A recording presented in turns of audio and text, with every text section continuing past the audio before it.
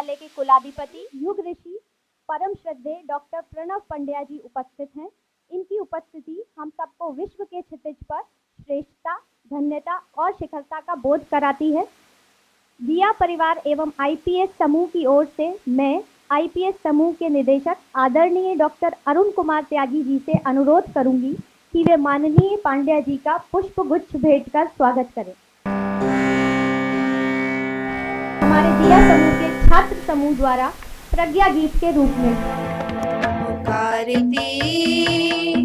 नई धरा पुकारता नया गगन, नए मनुष्य के लिए नवीन प्राण चाहिए, नए मनुष्य के लिए नवीन प्राण चाहिए। नई धरा पुकारता नया गगन, नए मनुष्य के लिए नवीन प्राण चाहिए, नए मनुष्य के लिए नवीन प्राण चाहिए। पुकारती नई धरा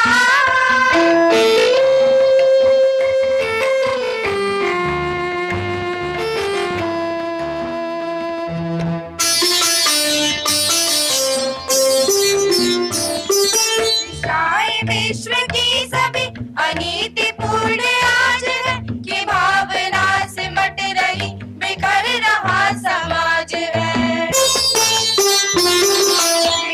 कुरीतियां सभी हटा हरेक गंदगी, विनाश पाप का करो कि मुस्कुराए जिंदगी, मुस्कुराए जिंदगी।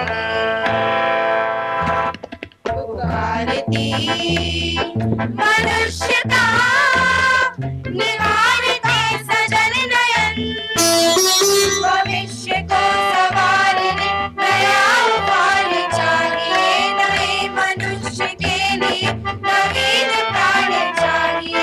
पुकारती नई धरा पुकारता नया गगन, पुकारता नया गगन, पुकारता नया गगन। सुंदर प्रज्ञा गीत की प्रस्तुति के लिए धन्यवाद। के स्वरों से हम वाकई लयबद्ध और एकबद्ध हुए। हमारी भारतीय संस्कृति अतिथि देवो भव की विचारधारा को मूर्त रूप देने के लिए मैं आईपीएस समूह के निदेशक आदरणीय डॉक्टर अरुण कुमार त्यागी जी से विनम्र अनुरोध करूंगी अपने स्वागत भाषण से आप सभी के मध्य एक विराट आंदोलन के प्रमुख, अखिल विश्व गायत्री परिवार के प्रमुख, देव संस्कृति विश्वविद्यालय के कुलाधिपति और न जाने कितने हृदयों के सम्राट इस पूरे विश्व में परम आदरणीय परम पूज्य डॉक्टर प्रणव पंड्या जी का इस आईपीएस के प्रांगण में हृदय से स्वागत करता हूं।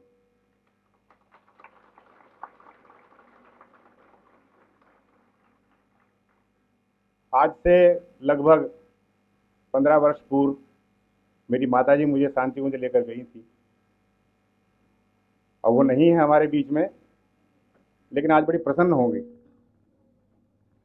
कि डॉक्टर साहब को आईपीएस के प्रांगण में हम लाने में सफल हुए। पूरे विश्व में जिस तरह की परिस्थितियां जन्म ले रही हैं पिछले कुछ समय से, उसमें शांति कुंज हरिद्वार और अखिल विश्व गायत्री परिवार के सदप्रयास सर्वविदित हैं। मैं अपने सभी विद्यार्थियों से भी अनुरोध करता हूं हमेशा कि जीवन में सिर्फ किताबें पढ़ना और नौकरी पा लेना ही इस जीवन का उद्देश्य नहीं है, बल्कि अपने द्वारा कुछ ऐसे काम किए जाएं जो समाज में आपको चिरस्मरणीय बना जाए। मैं इन्हीं शब्दों के साथ ज़्यादा समय नहीं लूँगा क्योंकि हम सभी आतुर हैं परम आदरणीय डॉक्टर साहब को सुनने के लिए। मैं एक बार पुनः दिया परिवार के सभी सदस्यों का, शांति कुंज से पधारे सभी वरिष्ठ जनों का एक बार पुनः इस मंच से स्वागत करता हूं। जय हिंद, जय भारत। माननीय परम श्रद्धेय श्री प्रणव पंड्या जी का मैं आह्वान करती हूं और उनसे विनम्र निवेदन करती हूं कि वे हम सबको वैचारिक ऊर्जा प्रदान करें। वास्तव में जमाना बदल रहा है, मन से मन को अवसाद में मत जाने दो। Don't be depressed, don't get depressed, don't be in state of stress any time. हमेशा ये मान के चलो कि तुम्हारा उद्धार होगा निश्चित रूप से। नात्मानम अवसादेत आत्मेव आत्मनो बंधु आत्मे रिपु आत्मना। मन का मन ही मित्र है, मन का मन ही शत्रु है। ये जो श्लोक है ये मुझे बहुत अच्छा लगता है। इसलिए अच्छा लगता है कि हम सारी समस्याओं का समाधान ढूंढते हैं परिस्थितियों में। परिस्थितियों में समाधान नहीं है, मनस्थिति में समाधान है। जब हमारा मन ठीक होगा तो सब ठीक होगा। अब आप अपने मन को बीमार कर लीजिए थोड़ी देर के लिए, मेरे शरीर में दर्द हो रहा है, सोचिए मेरे शरीर में दर्द हो रहा है, और थोड़ी देर बाद जब सोचने लगेंगे शरीर में दर्द हो रहा है तो वास्तव में ये मन करेगा कि लेट जाए कहीं जाकर। विचारों में बड़ी शक्ति होती है। विचार इतने पावरफुल होते हैं कि इन विचारों के माध्यम से आप किसी व्यक्ति को बीमार बना सकते हैं और चाहे तो आप किसी को स्वस्थ बना सकते हैं। विचारों की शक्ति सबसे बड़ी सामर्थ्यवान शक्ति कही गई है। और यही विचार अगर राष्ट्रभक्ति की ओर मुड़ जाए तो राष्ट्र को ऊंचा उठा सकता है। और यही अगर किसी स्टूडेंट में आ जाए तो उसको कॉन्फिडेंट, पावरफुल, एक अच्छा इमेजिनरीली बहुत विजनरी टाइप का एक व्यक्ति बना सकते हैं। और तो विचारों को महत्व समझना पड़ेगा। विचारों का महत्व बहुत होता है समाज में, हमारे रोजमर्रा के जीवन में विचारों का महत्व बहुत होता है। सुबह उठते हैं, रोजमर्रा का रूटीन करते हैं, शाम को सो जाते हैं, रात को सोते हैं। और कभी सोचा हमने कि 24 घंटे बीत गए, इन 24 घंटों में हमने कितनी बार पॉजिटिव सोचा? आप सोचिए, पॉजिटिव कम सोचा, नेगेटिव ज्यादा सोचा। किसी के बारे में, अपनी पढ़ाई के बारे में, अपने परिवार के बारे में, अपने रोजमर्रा के जीवन में आने वाली परिस्थितियों के बारे में, अपने से मिलने वाले जो लोग हैं उनके बारे में, राग द्वेष के बारे में। किसी से ज्यादा अटैचमेंट है, किसी से ज्यादा बैर है, किसी से द्वेष है। ये जो जेलसी है, भगवान कृष्ण कहते हैं गीता में कि राग और द्वेष ये द्वंद्व है। इन दोनों के चक्कर में पड़ के हमेशा परेशानी में पड़ जाओगे। इसलिए इनसे मुक्ति पाने की कोशिश करो, इनसे मुक्ति पाने की कोशिश करो। बस ये दो से मुक्त हो गए तो तुम माया से मुक्त हो जाओगे। उनकी मुक्ति का नाम है liberation from all bondages. Liberation from all bondages, जितने प्रकार के बंधन हैं जो हमको बांधे हुए हैं। और मुक्ति का मतलब ये नहीं होता कि मौत, तो लोगों ने कई बार मुक्ति को मौत से जोड़ रखा है। मुक्ति का मतलब होता है जीवित रहते हुए बंधनों से मुक्त रह करके उन्मुक्त जीवन जीना, प्रसन्नता से भरा जीवन जीना। प्रसन्नता की कुंजी हमारे हाथ में है। हम प्रसन्न कैसे रहें? प्रसन्न रहने के लिए कुछ नहीं करना पड़ता है। मुस्कुराने का स्वरूप बनाओ, मुस्कुराने का चेहरा बनाओ। अगर आप आईने के सामने खड़े हो जाओगे और अपने आप को देखोगे तो आपको ये लगेगा कि जब आप मुस्कुराओगे उसमें तो लगेगा आपसे तो सुंदर धरती पे कोई नहीं। कहीं किसी पार्लर में जाकर के फाउंडेशन डलवाने की जरूरत नहीं, लगवाने की जरूरत नहीं है। सबसे बढ़िया है मुस्कुराहट। मुस्कुराहट से बढ़िया कोई चीज नहीं है। मैं तो कल नारी जागरण के इलेक्शन में बोल रहा था, मैंने कहा 2 किलो का मेकअप करते हो इससे वजन बढ़ाने के बजाय इसको मत करो। फिर उतारने में पसीना आ जाता है, फिर उतारते हैं, दूसरा पसीना आ जाता है, फिर लगाते हैं। आजकल तो पुरुष भी ब्यूटी पार्लर में जाने लगे हैं। बड़े बड़े महाराज लोग जिनको आप कथावाचक के रूप में सुनते हो वो बड़े गोरे दिखते हैं, बड़े चमकदार दिखते हैं। उसका कारण क्यों है कि फाउंडेशन मैं इसलिए बोल रहा हूँ, किसी मजाक नहीं उड़ा रहा हूँ। मैं इसलिए बोल रहा हूँ कि असली हमारे सौंदर्य जो है, स्वास्थ्य हमारे अंदर, स्वास्थ्य का राज, सौंदर्य का राज हमारे अंदर है। हम अपने अंदर से ढूंढे, उसको अंदर से ढूंढे। जो कुछ भी है हमारे अंदर शक्ति का स्रोत है। कुंडलिनी है हमारे अंदर शक्ति का स्रोत है। हमारे अंदर एक फवारा है, इटर्नल फाउंटेन ऑफ यूथ। और उसको किसी जमाने में कबीर ने बड़ा अच्छी तरह समझा था। कबीर ने कहा था, अंतर बीत नाद बाजे और मस्तक बीत फवारा। एक रेटिकुलर एक्टिवेटिंग सिस्टम होता है। तो तुम लोग मेडिकल के स्टूडेंट नहीं हो, तुमको नहीं बता सकता, पर मैं ये बता सकता हूँ कि मैनेजमेंट के स्टूडेंट होने के नाते ये समझने की कोशिश करो कि शरीर से बढ़िया मैनेज टूल कोई नहीं है, क्योंकि it is being managed by the almighty. उनके द्वारा मैनेज किया गया है, उनके द्वारा बनाया गया है। कितना सुंदर इंस्ट्रूमेंट है कि यहाँ एक फवारा है, रेटिकुलर एक्टिवेटिंग सिस्टम, RAS कहते हैं उसको। और वो उसके अंदर जो है सहस्त्रों फवारे एक साथ चलते हैं। उसके माध्यम से हमारी इंपल्सेस, हमारे सिस्टम में जो जितनी चीजें आती हैं वो सारी की सारी शरीर के अंदर, मन के अंदर आती हैं। और उसके माध्यम से हम पूरी परिस्थितियों से, आसपास की चीजों से बहुत सारी चीजें ग्रहण करते हैं और लेते हैं, जिनमें कि पॉजिटिव वाइब्स भी हैं, पॉजिटिव वाइब्रेशंस भी हैं। Unfortunately, we are very much influenced by, we are infatuated by the negative vibrations. Unfortunately, बस एक दुर्भाग्य की बात है कि हम लोग नेगेटिव वाइब्रेशन से प्रभावित हो जाते हैं, तो उन्हीं में रम जाते हैं और उन्हीं के अंदर हमको आनंद आने लगता है। आनंद भी नहीं आता है, कम से कम ये लगता है कि यही सब कुछ है। वो सब कुछ नहीं है। वो आपको डिग्रेड कर रहा है ग्रेजुअली। आत्मैव आत्मनो बंधु आत्मैरिपु आत्मनः, आत्मैव आत्मनो बंधु आत्मैरिपु आत्मनः, इसको बार बार समझने की कोशिश करो। क्यों? क्योंकि ये एक ऐसी चीज है कि मन का मन ही मित्र है। आपका मन इससे ज्यादा क्लोज कोई नहीं है, आपका खुद का मन। इस क्लोजनेस को समझने की कोशिश करो कि हम अपने आप के परामर्श दे सकते हैं। हम ये दे सकते हैं, be positive, be positive, positivity in, negativity out. बस एक मंत्र आप अपने अंदर एक आज सीख लीजिए कि पॉजिटिविटी को अंदर आने दीजिए, नेगेटिविटी को बाहर निकालिए। नेगेटिविटी जितनी बाहर जाएगी उतनी ही आपके अंदर एक बहुत अच्छा स्वास्थ्य का भी एक बहुत बढ़िया स्वरूप निकल के आएगा। आपके अंदर स्फूर्ति भी आएगी, जीवन भी पैदा होगी और कुछ काम कर नया कर दिखाने का साहस पैदा हो। जीते तो सभी हैं, जीवन तो न जाने कितने लोग लेते हैं, हजारों करोड़ों अरबों लोग लेते हैं, पर इसके बावजूद भी गिने चुने लोग क्यों कलाम बन पाते हैं? गिने चुने लोग ही क्यों अटल बिहारी वाजपेयी बन पाते हैं? गिने चुने लोग ही क्यों मोदी बन पाते हैं? गिने चुने लोग ही क्यों प्रणव पंड्या बन पाते हैं? मैं इसलिए कह रहा हूँ कि ये इसलिए कि इन लोगों ने जीवन के महत्व को समझा, जीवन के एक एक क्षण को समझा। प्रातःकाल उठते ही हर दिन नया जन्म, every day new birth, every day in the morning new birth, every day in the evening new death. हर दिन नया जन्म, हर रात नई मौत। ये कंसेप्ट अगर आपने धारण कर लिया तो रोज की सुबह मौत होगी, रोज शाम को मौत होगी, रोज सुबह नई जिंदगी जियोगे, तो आपका एक दिन इतना बहुमूल्य हो जाएगा, इतना ज़्यादा इंपॉर्टेंट हो जाएगा कि आप उस दिन को बड़े शिद्दत के साथ, बड़े मजबूती के साथ जियोगे। अरे एक ही दिन तो मिला है, एक ही दिन को अगर हम अच्छी तरह नहीं जी पाए तो क्या फ़ायदा? एक ही दिन मिला है। मान लो यहाँ आए हो, ग्वालियर आए हो, ग्वालियर का किला घूमना हो।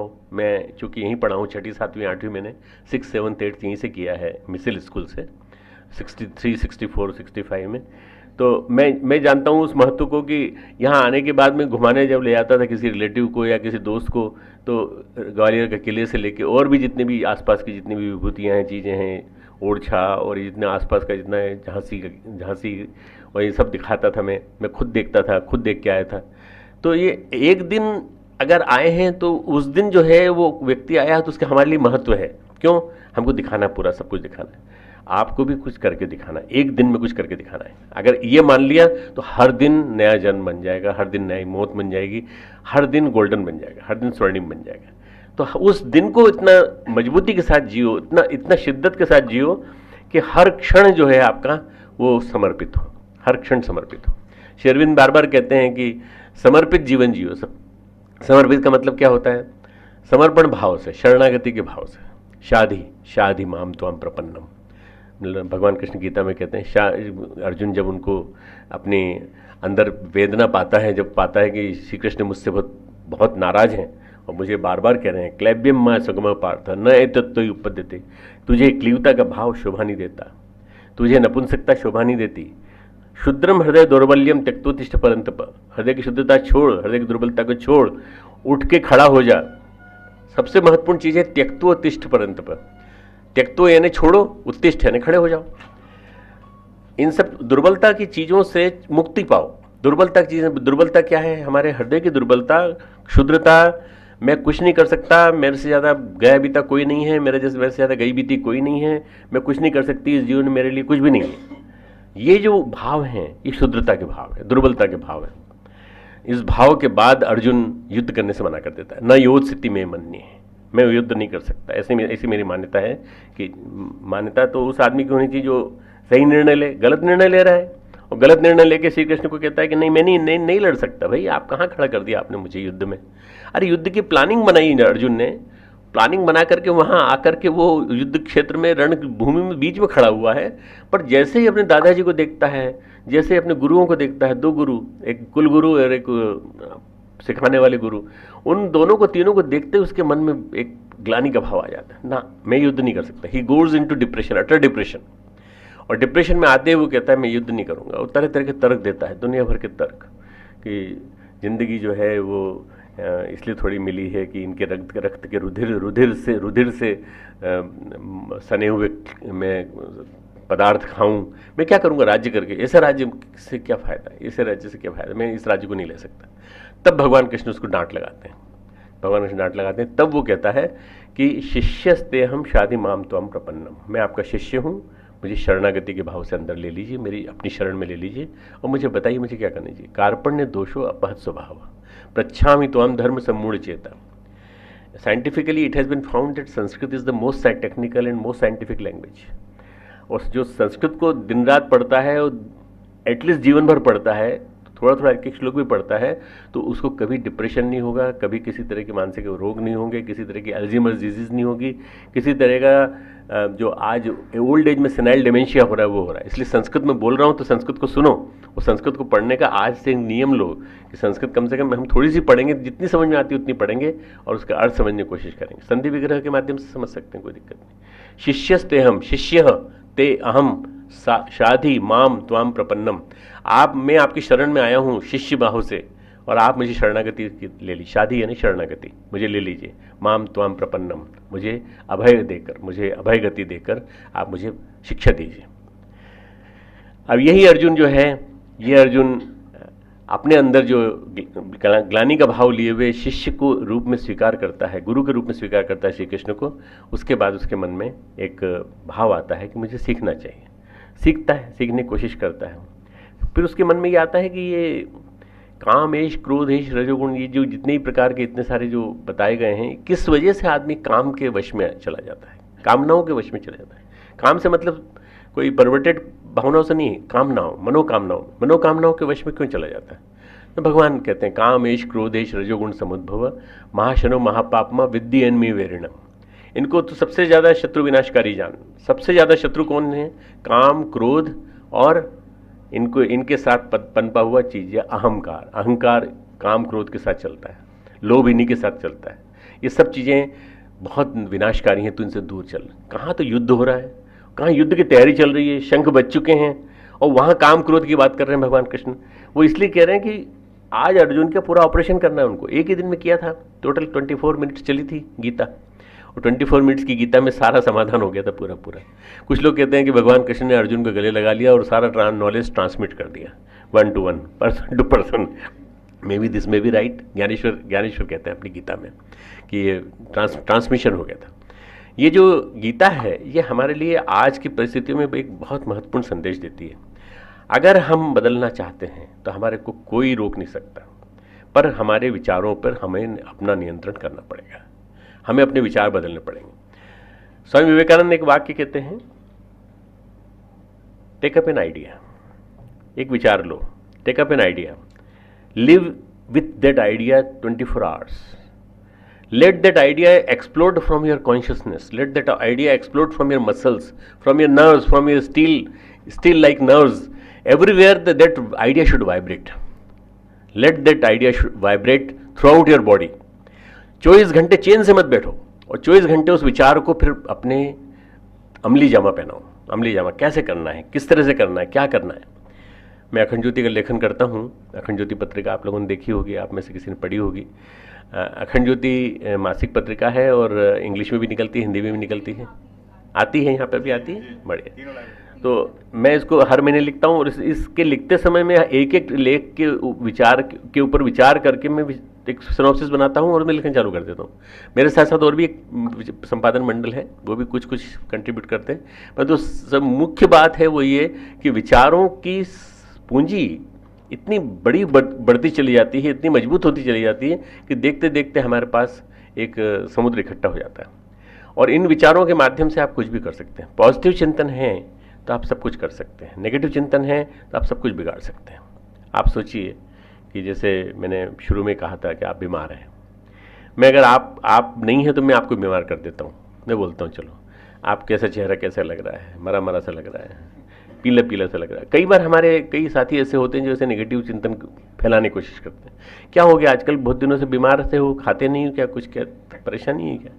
और उसके बाद थोड़ी देर बाद कोई मिलता है दूसरा, ऐसे 8-10 लोग मिलकर के एक कॉन्स्पिरेसी कर लें, और उस लड़के को आके 8-10 लोग आके मैं बता दें कि भाई चेकअप करा लो तुम एक बार, है ना, अच्छा रहेगा। अब वो लड़का चेकअप कराने जाएगा, जरूर जाएगा, क्योंकि उसको 8-10 लोगों ने कह दिया कि बीमार है वो जाएंगे, और 8-10 लोगों से मिली हुई जो उसको सिखावन है, उसके बाद फिर वो जा करके चेकअप कराएगा। तो डॉक्टर फिर ब्लड की रिपोर्ट बड़ी सिंसियरली देखेंगे, फिर कहेंगे कि सीटी स्कैन कराना पड़ेगा। ओके, हमारा डॉक्टर्स का नेक्सस है पूरा कि तुम जैसे मैनेजमेंट में कई तरह की प्रॉब्लम्स हैं, इसी तरह से डॉक्टर्स में भी कई प्रॉब्लम्स हैं कि इन सब के अपने खुद के रिश्ते जुड़े हुए हैं, पैथोलॉजी से, सीटी स्कैन से, MRI से। अरे बहुत लेट आए तुम हमारे पास, सब जहाज कुछ भी नहीं था, कुछ भी नहीं था और बीमार कर दिया उसको, कुछ भी नहीं था बीमार। ये बीमारी जो है ये हमारी मनोवैज्ञानिक है, मनोशारीरिक है, साइकोसोमेटिक है और कुछ नहीं। हम सोच सोच के बीमार होते हैं, सोच सोच के बीमार होते हैं। मान लो आप रोज सोचते रहो कि मुझे खट्टी डकार आती है, मुझे खट्टी डकार आती है, कि मुझे हार्ट अटैक तो नहीं हो जाएगा। वो पड़ोसी को आती थी और उसको हार्ट अटैक हो गया था, मालूम नहीं मुझे हो जाएगा कि नहीं हो जाएगा। अगर नहीं होता होगा तो 10 दिन इंतजार कर लो, 10 दिन के अंदर यमदूत जो पेड़ों के ऊपर बैठे हुए हैं वो कहेंगे ये भाई साहब इतने दिन से याद कर रहे हैं, चलते अटैक कर ही देते हैं। ये जो जितनी भी समस्याएं, जितनी भी चीजें हैं, ये सारी की सारी काल्पनिक है। भय काल्पनिक है, भूत काल्पनिक है। आप कहीं झाड़ी में जा रहे हैं, झाड़ी में से जा रहे हैं या किसी अंधेरे में से निकल रहे हैं, वहाँ कपड़े फंस गए तो लगता है भूत ने पकड़ लिया, डर लगता है। काल्पनिक भय, काल्पनिक भय। रस्सी पे हाथ पांव पड़ गया, काल्पनिक भय। सांप तो नहीं है, सांप तो नहीं है। ये जो हम लोगों ने अपनी कल्पनाओं का जंजाल जो है ऐसा बुन रखा है कि उसी विचारों की वजह से हम गड़बड़ा रहे हैं। यदि हम सही अर्थों में पॉजिटिव चिंतन करने की कला डेवलप कर लें और पॉजिटिव चिंतन करके ये सोचें कि हम कैसे राष्ट्र को बढ़िया बना सकते हैं। कुछ गिने चुने लोग मिलकर के सब कुछ कर सकते हैं, चेंज कर सकते हैं। कुछ लोगों ने मिलकर के ज़माने को बदला है। तो 4-5-6 लोग थे 1857 के संग्राम में, पर वो 4-5-6 लोगों ने मिलकर के, मंगल पांडे इधर थे, रानी झांसी की रानी यहाँ थी, तात्या टोपे महाराष्ट्र से आए थे, और 6-7 लोगों ने मिलकर के ऐसा माहौल बनाया कि अंग्रेजों को सतर्क होना पड़ा। अरे भाई हमारे खिलाफ ये विद्रोह हो रहा है और ये विद्रोह कहीं ऐसा ना हो कि कहीं अल्टीमेट अनटाइमली विस्फोट कर दे। तो पूरी की पूरी उन्होंने कुचलने की योजना बनाई और कुचलने की योजना की वजह से भगत सिंह खड़े हुए। जन्मे 1906 में, पर 1906 में जन्मा वो जो लड़का था, उस लड़के ने जो जिस तरह से काम किया और जिस तरह से उसने अंजाम दिया, वो आज़ाद जैसे गुरु उसको मिले और उन लोगों ने मिलजुल करके, गिने चुने थे 15-16 यशपाल और ये सब मिल करके, इन सब ने मिल करके पूरी योजना बनाई। लोग कहते हैं गांधी ने आज़ाद कराया होगा भी, मैं मानता हूँ, मैं क्या मना करता हूँ कि उन्होंने नहीं कराया। पर अगर ये विस्फोट नहीं हुए होते, भगत सिंह ने कहा ना, मैं किसी को मारना नहीं चाहता था। पार्लियामेंट में बम विस्फोट करना मेरा मारना उद्देश्य नहीं था। मेरा उद्देश्य तो केवल ये था कि आवाज़ होनी चाहिए, आवाज़ होनी चाहिए, एक नाद होना चाहिए, एक चिल्लाहट होनी चाहिए। पुकारती नहीं धरा, पुकारता नया गगन, अभी आपने सुना गीत है, बहुत प्रिय गीत है मुझे।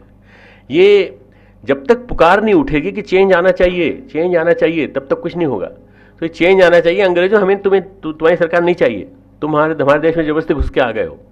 तुमने हमारे देश के लोगों को खरीद के उनको गुलाम बना दिया, राय बहादुर की डिग्री दे दी और तुम हमारे ऊपर कंट्रोल करते हो। हम तुमको नहीं रखेंगे, हम तुमको नहीं रहने देंगे। गांधी जी का चरखा चला, असहयोग चला, सविनय अवज्ञा आंदोलन। दुर्भाग्यवश क्या हुआ कि पूरा श्रेय उन्हीं को दे दिया गया। परंतु वास्तव में मैं कहता हूँ क्रांतिकारियों और हमारा 1857 का संग्राम और स्वामी विवेकानंद जैसा योद्धा सन्यासी, अगर वो योद्धा सन्यासी नहीं होता और वो आवाज़ नहीं लगाता, वो चिल्लाता नहीं जोर जोर से, लेक्चर नहीं देता विदेश में जाके कि तुम्हें क्या जरूरत है वहाँ जाने की, हमारे देश में जाकर ईसाई बनाते रहते हो सब लोगों को, क्या जरूरत है तुमको वहाँ जाने की। ये ऐसी आवाज़ उठाने वाले एकमात्र विवेकानंद थे उस जमाने में, जबकि देश गुलाम था। तो इन लोगों की वजह से हमारा देश आज़ाद हुआ, इन सब लोगों की वजह से। अगर देश को हमें ऊंचा उठाना है आज मित्रों, आज कुछ हमारे सामने समस्याएं हैं। संप्रदायवाद जो एक तरह से विष घोलने की कोशिश कर रहे हैं।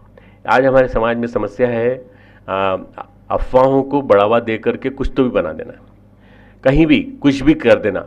ये बड़ा सेंसिटिव, बड़ा वैसा देश है हमारा देश।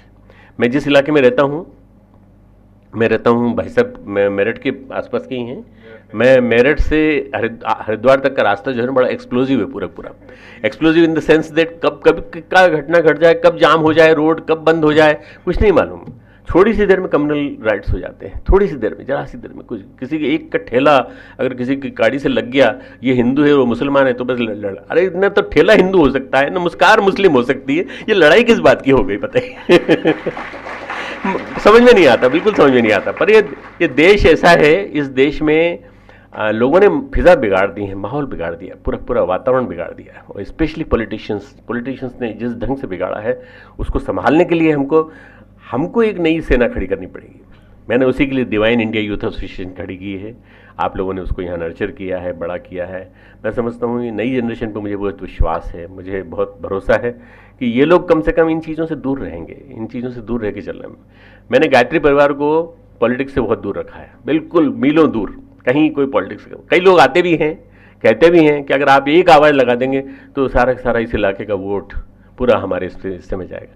मैंने कहा नहीं, मैं एक आवाज़ क्या कई आवाज़ नहीं लगा सकता, मैं बिल्कुल नहीं लगा सकता, ना कह सकता हूँ। क्यों? क्योंकि हम लोगों ने कभी इसमें भाग ही नहीं लिया, पॉलिटिक्स में भाग ही नहीं, राजनीति में भाग नहीं लेते।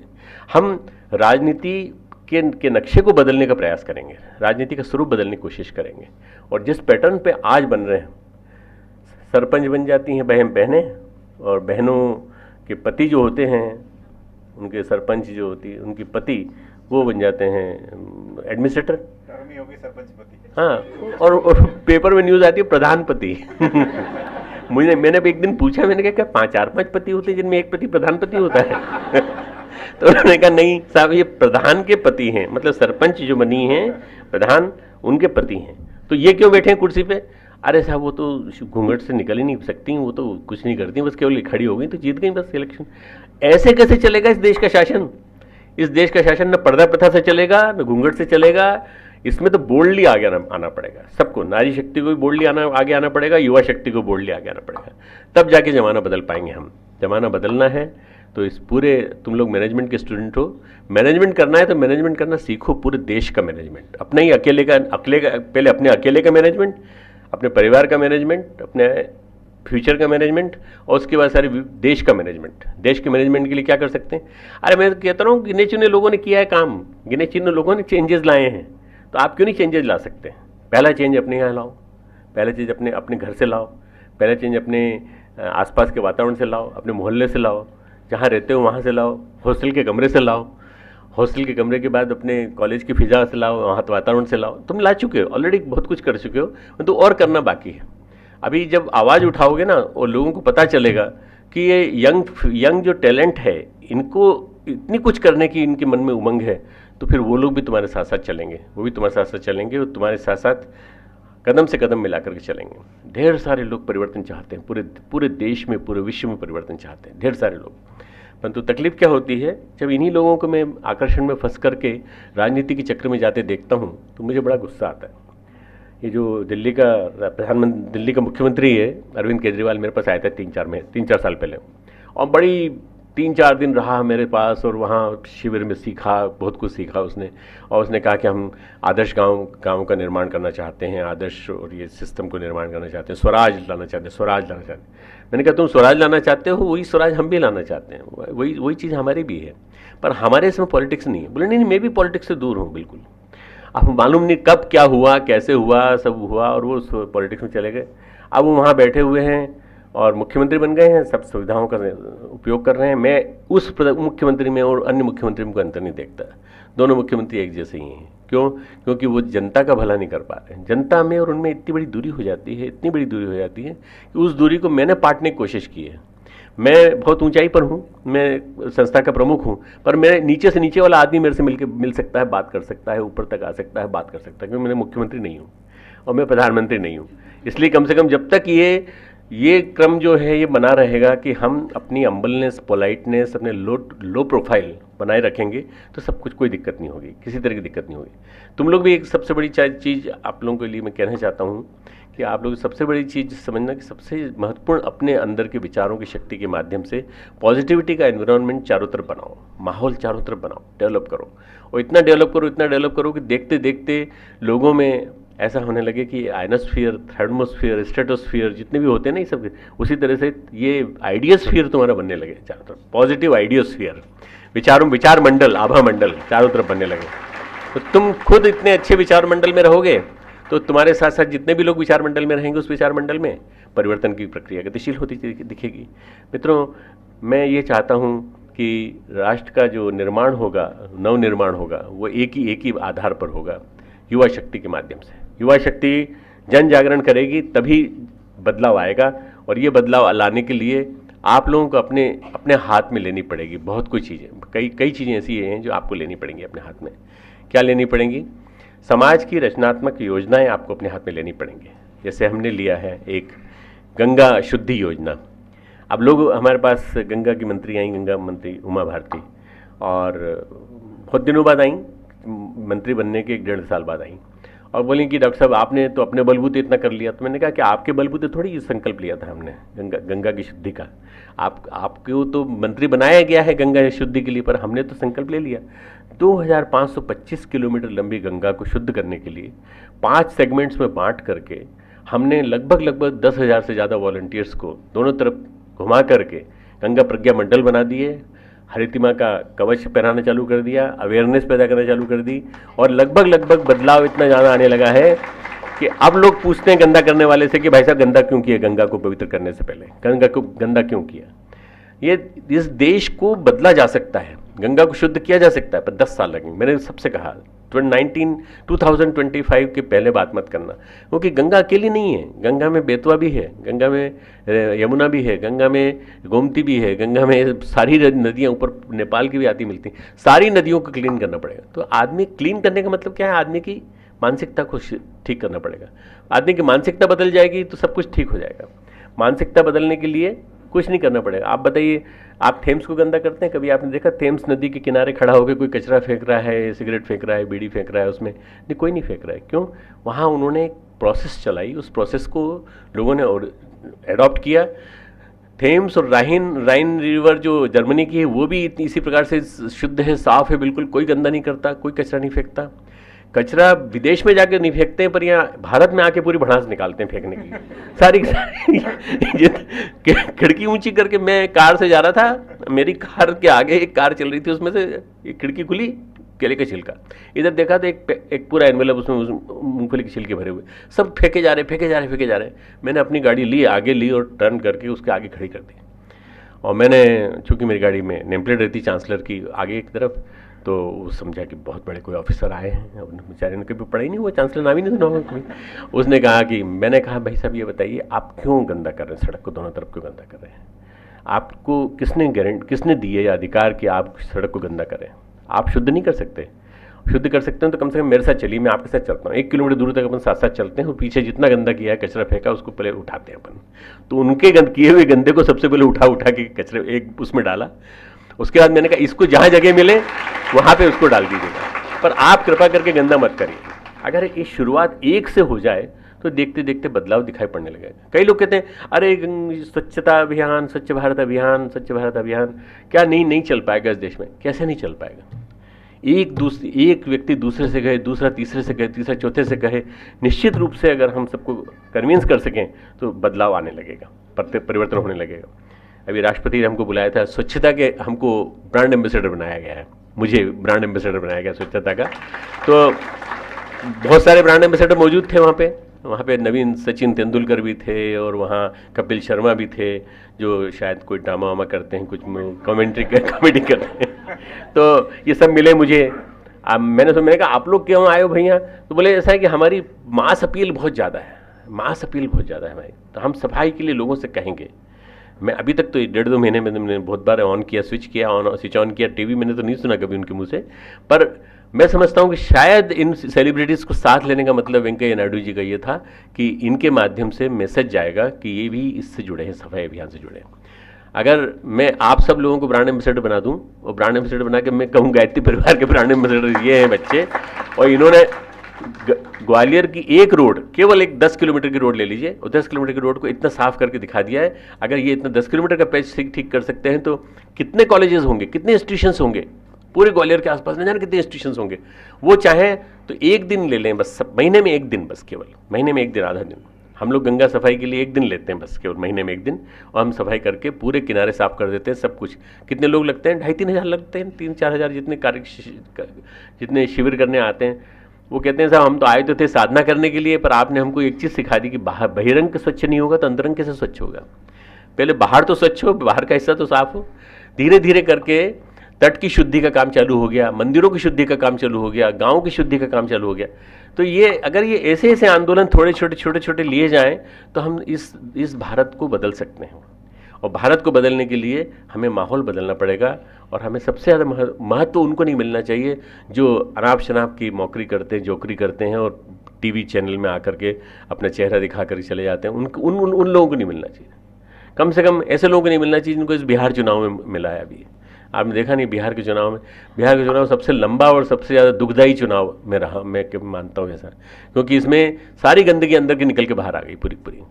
भगवान करे ऐसे चुनाव कम से कम इस देश में न हो जिसमें कि जातिवाद और एक प्रकार से कहा जाए कि सांप्रदायिकता का विष इस सीमा तक उड़ेला गया हो ताकि हमें वोट मिल जाए।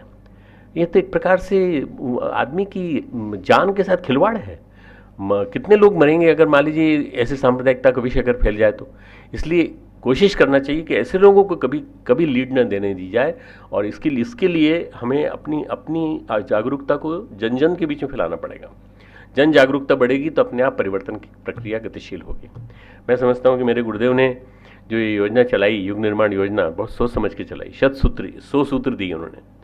उसमें एक शुरुआत का उन्होंने जो एक संविधान दिया है, नवयुग का संविधान, इस विश्व को नया बनाने के लिए उन्होंने कहा कि हम अपने आप से शुरुआत करेंगे। हम अपने आप को ईश्वर का न्याय को सर्वव्यापी न्यायकारी मानकर, अपने शरीर को भगवान का मंदिर समझकर और उसके साथ पूरा न्याय करेंगे। हम अपने आप को स्वस्थ बनाए रखेंगे। सबसे पहला सूत्र उनका जो है ये है। ये 18 सूत्री युग निर्माण का संविधान है। मैं सुनाना चाहता हूँ, एक सूत्र या 2 सूत्र सुना देता हूँ जिससे कि पता चल जाए युग निर्माण में कितनी शक्ति है। हम ईश्वर को सर्वव्यापी न्यायकारी मानकर उसके अनुशासन को अपने जीवन में उतारेंगे। ईश्वर, इकोलॉजी, पूरा सिस्टम ये एक विधि व्यवस्था से चल रहा है। सूर्य निकलता है, टाइम पे निकलता है, कभी भी लेट नहीं होता, हमेशा अपने टाइम पे निकलता है, और उसी तरह से सारे ग्रह नक्षत्र उसी हिसाब से चल रहे हैं। दूसरा है, शरीर को भगवान का मंदिर समझकर आत्म संयम और निमित्ता द्वारा आरोग्य की रक्षा करेंगे। शरीर को भगवान का मंदिर समझेंगे, टेम्पल ऑफ गॉड है तो इसको गंदा नहीं करेंगे। सिगरेट के द्वारा, ड्रग्स के द्वारा, विभिन्न प्रकार की चीज़ों के द्वारा हम इसको गंदा नहीं करेंगे, गंदा होने नहीं देंगे किसी हालत। कोई और गंदा कर रहा होगा उसको भी रोकेंगे। शरीर को भगवान का मंदिर समझकर आत्म संयम और निमित्ता द्वारा रेगुलरिटी जीवन में अपनाएंगे। सुबह उठना तो उठना ही है, अलार्म के ऊपर बैठ नहीं जाना है कि घड़ी बजी जोर से मार दिया हाथ, क्योंकि बीच में कहाँ डिस्टर्ब करने आ गई। नींद आती है, मैं मानता हूँ, जवानी में नींद नहीं आएगी, यौवन में नींद नहीं आएगी, देर से जब सोएं तो कोई बात नहीं, परंतु अगर सुबह उठने का नियम एक बना लो, सुबह उठना ही है, इतनी बजे उठना ही है, तो पढ़ते पढ़ते मैं आपको अपना बता दूँ, मैंने अपनी जीवनचर्या ऐसी बनाई कि बचपन में मेरी माँ मुझे 3:30 बजे उठाती थी। मुझे 5वीं 6वीं के दिनों में मुझे 3:30 बजे उठाई थी, और मैं सुबह 3:30 से लेकर 6:30 तक सब पढ़ के नहा धो के सब कुछ माला वाला करके सब कर लेता था, और उसके बाद फिर मैं अपना स्कूल जाता था। स्कूल से आकर के माता जी मुझे भोजन करके सुला देती थी, आधे घंटे के लिए विश्राम कर ले, मैं विश्राम कर लेता था, और उसके पश्चात फिर शाम को मैं खूब खेलता था। मैंने सारे स्पोर्ट्स खेले, मैंने 12 स्पोर्ट्स खेले, 3 में यूनिवर्सिटी में रिप्रेजेंट किया मैंने अपने आप को, और मैंने हर चीज़ में भाग लिया, खूब एंजॉय किया जीवन को, और जीवन को खूब एंजॉय करके 27 साल की उम्र में मैं स्पिरिचुअलिटी में चला गया, अध्यात्म में चला गया। मैं इसलिए नहीं कह रहा हूँ कि मेरे जैसे आपको नकल करनी चाहिए, आपको ये नकल नहीं करनी, पर आप कम से कम नियमितता तो अपनाओ अपने जीवन में, नियमितता अपनाओ, आरोग्य की रक्षा करो और अपने जीवन को सही बनाने की कोशिश करो। मेरे साथ रिपीट करने की कोशिश करेंगे। हम ईश्वर को सर्वव्यापी न्यायकारी मानकर उसके अनुशासन को अपने जीवन में उतारेंगे। शरीर को भगवान का मंदिर समझकर आत्म संयम और नियमितता द्वारा आरोग्य की रक्षा करेंगे। मन को कुविचारों और दुर्भावनाओं से बचाए रखने के लिए स्वाध्याय एवं सत्संग की व्यवस्था रखे रहेंगे। इंद्रिय संयम, अर्थ संयम, समय संयम और विचार संयम का सतत अभ्यास करेंगे। ये 4 सूत्र हैं मैंने बोले, इसमें 18 सूत्र हैं। ये एक प्रकार से नई गीता है। ये मैं इसलिए बोलता हूँ कि अगर हमारे जीवन में उतर जाएं तो ये सूत्र इतने महत्वपूर्ण हैं कि युग निर्माण का स्वरूप क्लियर कर सकते हैं बिल्कुल, कि वास्तव में नया ज़माना आ रहा है। बहुत सारे संगठन अच्छे काम कर रहे हैं, ढेर सारे संगठन कई रचनात्मक दिशाओं में काम कर रहे हैं। आप गो विज्ञान अनुसंधान में चले जाइए, आप विभिन्न प्रकार के प्रकल्पों में चले जाइए, जहाँ ढेर सारे NGOs जो हैं बहुत अच्छा काम कर रहे। गूंज नाम का एक NGO है नाम सुना है कि नहीं मालूम नहीं आप लोगों ने, उसके माध्यम से सारे कपड़े इकट्ठे करके उसके द्वारा सैनिटरी नैपकिन्स बनाते हैं और जो ठंड में जो लोग कांपते हैं उनको वो कपड़े दिलवाते हैं ठंड के दिनों में।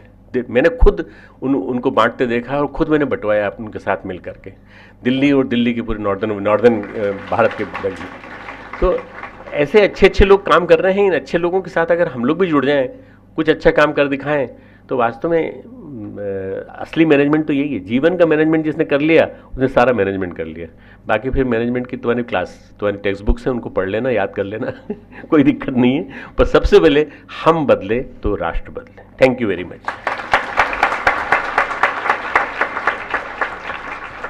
आपकी वाणी से निकला अमृत हम सबके अभावों का भंजन करेगा, वह वैचारिक एकाग्रता प्रदान करेगा। अनादिकाल से वर्तमान काल तक सभ्यताएं बदली, सभ्यताओं का विकास हुआ, लेकिन नहीं बदले तो जीवन जीने के सिद्धांत, हमारी नैतिकता, हमारा विश्वास, संकल्प व हमारा समर्पण। ऐसी संस्कृति के वाहक परम श्रद्धेय श्री प्रणव पंड्या जी के सम्मान के लिए मैं आग्रह करूंगी आदरणीय doctor Atul Kaushik ji.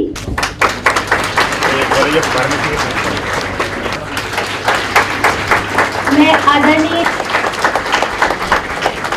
In a few days from now, we will be celebrating Festival of Lights. All the buildings, all the markets, all the streets, all the houses will be illuminated. But now, today, I think your presence itself, your insightful words itself will illuminate within us the Deepak or Pradeep जो है। I think it is an unique opportunity for all of us to be here, to feel your presence, to understand every words of yours, and it will certainly facilitate our thoughts wherever we are, and it will help facilitate, illuminate us from within.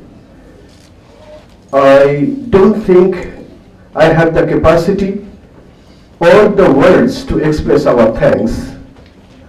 I would only say that this institute and we all will be indebted to you for your visit. I take this opportunity to thank the inspirer of this program, Dr. Arun Kumar Tyagi, the initiator, Dr. P.S. Chauhan, and his team members for organizing such a program which has touched everybody. And all those volunteers, you have done wonderful work in organizing this kind of a program. Thanks to all of you.